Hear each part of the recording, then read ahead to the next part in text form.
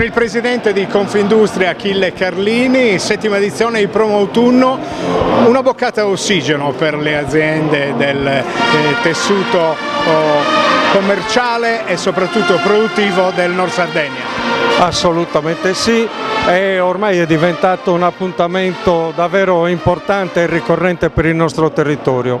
Abbiamo avuto modo di visitare gli stand, ci sono anche, devo dire, molte aziende anche estremamente qualificate e si vede che c'è proprio la volontà anche di far ripartire il territorio in maniera importante. Il senso di appartenenza poi alla fine, che è quello che conta, è l'essere consapevoli che vivendo in un'isola abbiamo necessità di aprire la nostra isola non solo esclusivamente al turismo, ma anche a quelle che sono le nostre produzioni, le nostre eccellenze.